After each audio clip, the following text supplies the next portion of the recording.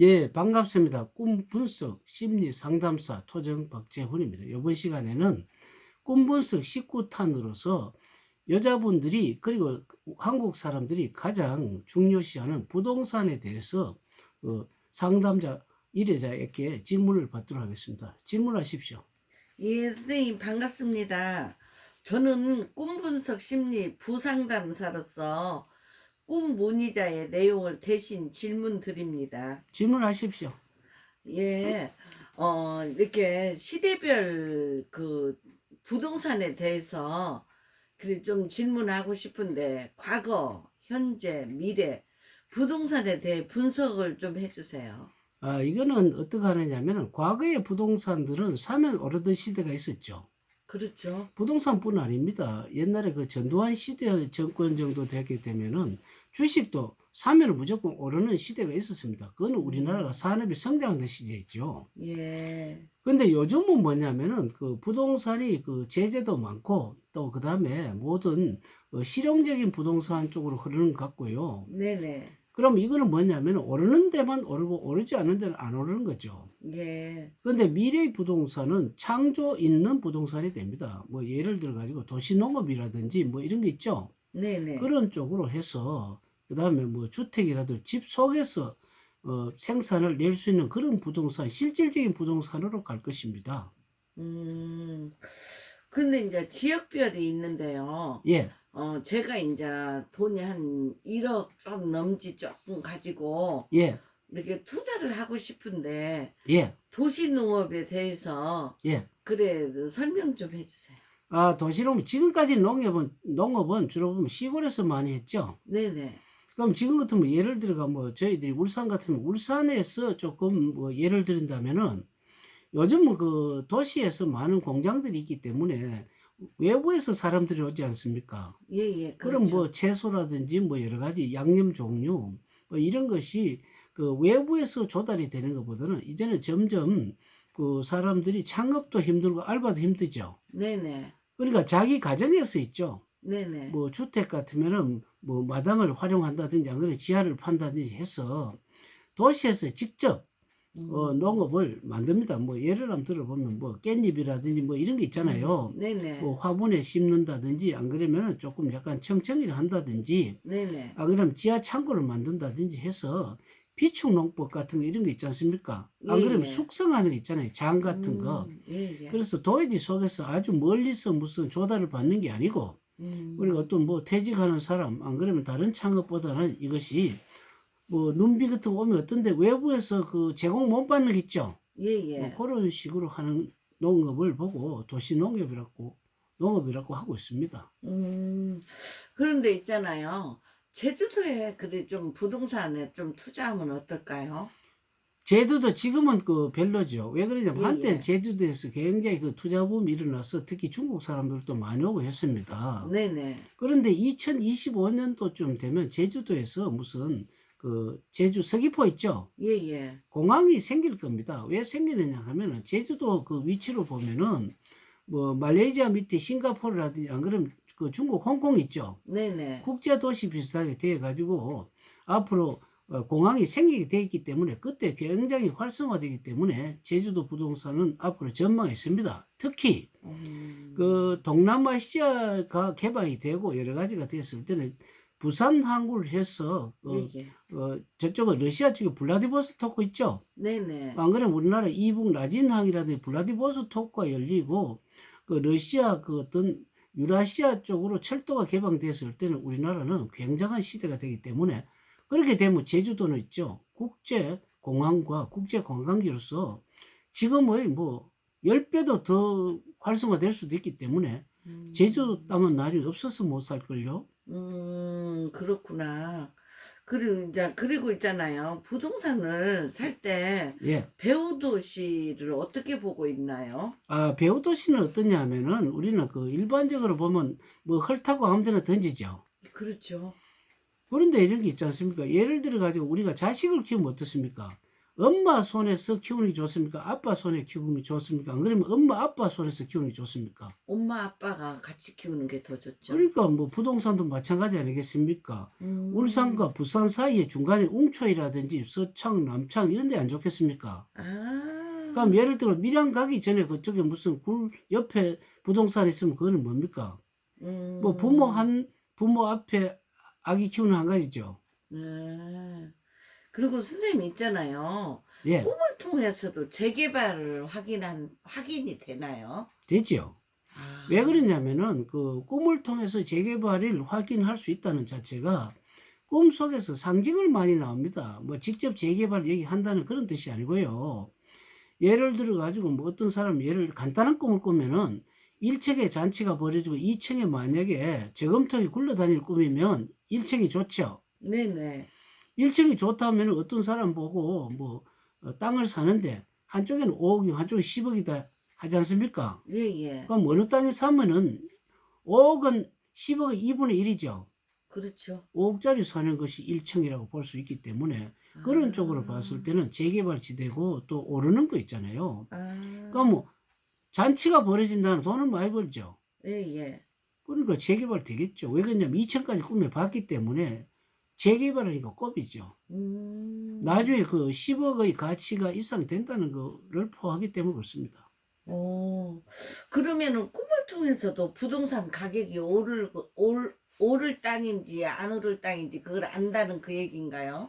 그렇죠. 아까 그 서귀포 땅 같은 경우는 있지 않습니까? 예예. 뭐 전번에 그런 일이 있었는데 누가 바지에 똥을 쌌는데 네네. 제가 그러니까 직장 대출 내가면 좋다고 이야기를 했죠. 예. 근데 그 사람은 돈이 없었어요, 사실은요. 음. 억지로 했는데 한 달 만에 서귀포 공항이 발표되는 바람에 한 달 만에 꼽으러 올랐습니다. 음.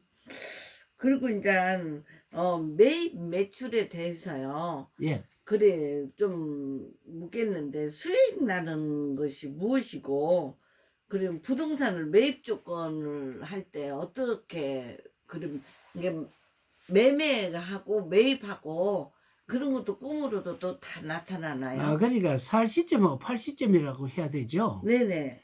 살 시점에서는 보통 우리가 작은 돈이 있을 때는 멀리 던지는 게 좋죠. 예예.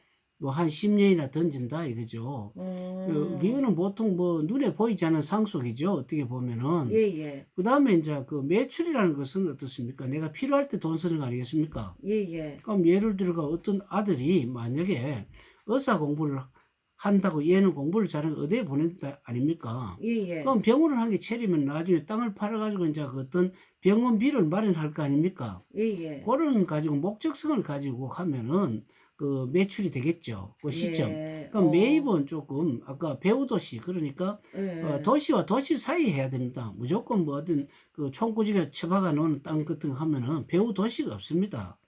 뒷받침이 아. 없는 거죠. 또 배후도시라는 것은 그런 것도 있지만 정부에 관심이 있는 그런 사업과 관계되는 어떤 연관이 있는 부동산이 좋겠죠. 예. 그런 게 배후도시라고도 볼 수 있습니다. 아. 그러면 인제 우리가 돈을 인제 쪼끔 대출을 내서라도 예. 이렇게 아파트를 만약에 사고 싶으면 예. 이렇게 큰 아파트를 사는 게 좋나 큰 주택을 사는가 어느 걸 사는 게 좋은 것도 꿈에 나오나요? 그러기 때문에 뭐 큰 집을 사는 게 좋냐, 큰 예예. 아파트를 사는 게 좋냐, 뭐 네네. 그러니까 일반 그 주택 이야기하는 거 아닙니까? 그죠? 예예. 그 일반 마당 있는 그 집 말이죠. 네네. 도시 농업을 하려고 하면 주택이 낫죠. 음. 그러고 이제 그 어떤 상담 일을 한다든지 만약에 개인 창업을 할 경우는 큰 아파트도 좋습니다. 왜 그러냐면은 그 거실을 넓으면 사람들 수용하기 좋죠. 무조건 음. 집 자체를 가격을 오르는 것보다는 앞으로 내가 어떤 전망이 있는 그러니까 내가 좀 활동적인 사람 있잖아요. 네네. 뭐 손재주가 좀 활동적인 사람은 일반 마당 있는 주택이 나을 것 같고 조금 음. 성격이 뭐 영구적이고 조금 어떤 면에서는 뭐 운동도 싫어하고 게으른 사람 있잖아요. 네네. 그런데 그런 사람도 머리는 활발하거든요. 그런 음. 사람은 큰 아파트 주택이 안 낫겠습니까? 아 그렇구나. 그리고 인제 저희들이 이렇게 이제 회사를 다니고 공무원들은 그래도 좀 쓸 수 있도록 그 연금이 나오는데 회사원들은 예. 이렇게 돈을 좀 다 쓰고 나서 조금 한 100만 원 선 나오거든요. 예, 예. 그런데 이제 이렇게 주택을 사서 상속 연금을 하는 것이 좋나 예. 거기에 대한 설명도 좀 해주세요. 아, 그거는 이제 조금 묻는 분이 좀 거창하게 물으셔가지고 독자분들이 조금 약간 이해가 힘들 겁니다. 이것은 무슨 뜻이냐. 만약에 주택이 있잖아요. 네네. 뭐 주택이 조금 있으면은 이거를 아들에게 상속을 하는 것이 좋냐. 예예. 뭐 안 그러면은 이제 자기가 그 연금을 좀 받게 되면 아들에게 상속을 하는 게 좋냐. 아니면은 상속보다는 이것이 내가 연금 제도로 해서 내가 평생 먹고 사는 게 좋냐. 뭐 이런 질문이네요. 네네네. 이것은 이렇습니다. 그 상속을 하는 거 있잖아요. 예예. 그 상속을 하는 거 자기가 넉넉하게 생활이 가능하면 상속하는 게 낫죠. 예. 그런데 자기가 안 그러면 연금하는 게 좋지 않습니까? 아. 그런데 어떤 면에서는 이제 아들도 이제 넉넉할 경우는 있지 않습니까? 네네. 뭐 연금을 상속하든지 그거는 또 서로 의논을 해가 하는 게 좋고 그렇기 때문에 결국은 뭡니까? 예예. 그 다른 별다른 돈 나오는 게 없으면은 연금 해야 됩니다.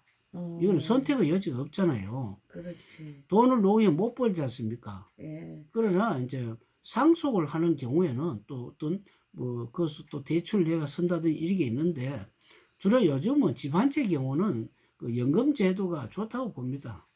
그러면 이제 부동산을 이렇게 꿈을 통해서 결정할 수 있다는 거네요. 그렇죠. 예, 그래. 어쨌든 간에 거기에 대한 것도 설명 한 번만 더 해주세요. 어떻게 해야 예, 이렇게 내가 이제 어떤 거를 사야 될지를 모르고, 근데 예, 결정을 잘 모르고 있는데, 예, 지금 선생님께서 다방면에 이렇게 설명을 해주셨거든요. 예, 그런데도 이제 만약에 꿈을 꿔가지고, 예. 이렇게 확인 한 번 더 해가지고 하려면 어떻게 해야 되나요?